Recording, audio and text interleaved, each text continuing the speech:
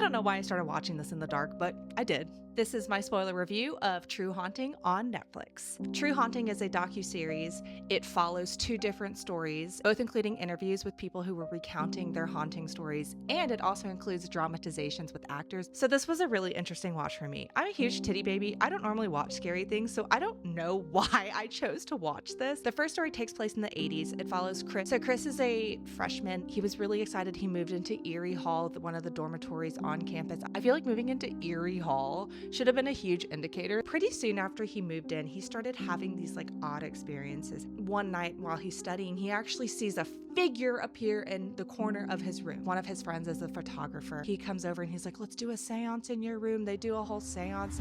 The friend actually takes photos and we get to see those photos in the series. Things keep progressing. Chris actually gets like physically attacked at one point. Then the spirit, the ghost, starts going after his friends. The group started kind of looking into the history of the area. They actually found out that there had been a man that was like brutalized and murdered right off campus, like a mile away. Chris, who was an avid runner, would run by that location where his body was found. They find these parallels between the victim and the students, and things that happened to them were also things that had happened to him while he was being tortured. So Chris then goes to the location of where his body was found. So the spirit appears to him and Chris says, you cannot be tormenting people like this. And so he does this thing where he closes his eyes and he counts to 10. It's 1, 2, we all know how to count to 10. I'm not gonna do it. And then he closes his eyes, he opens his eyes, and the spirit is gone. He and his group of friends said that it just felt like a weight was being lifted off of all of them. And then there was no instances of anything happening in Erie Hall since then. Yeah, so that was how that story ended. I was super invested. The second story took place in the early 2000s in Salt Lake City, Utah. It followed this young family. They bought their dream house on like the most beautiful street in Salt Lake City, and they were just so excited because they had 2 young children. Shortly after they moved in, their youngest son started talking about this friend named Benjamin. He's like, yeah, Benjamin's right here. You don't see him?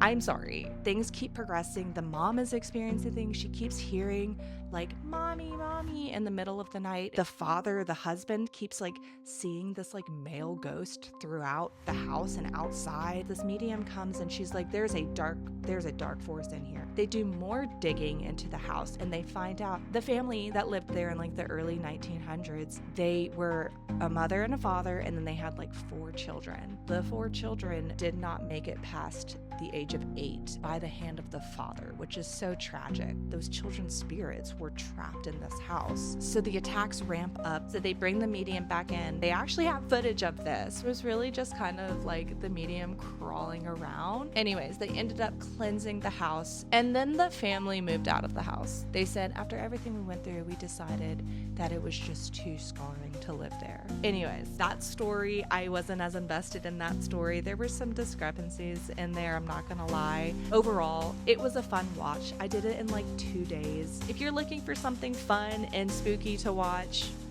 check out True Haunting on Netflix. I would love to hear your thoughts. Do you have any recommendations on spooky things? Because I'm a big titty baby, but also like this was still kind of fun. I felt like I was like getting a workout. And as always, thank you so much for watching, and I love you. Bye.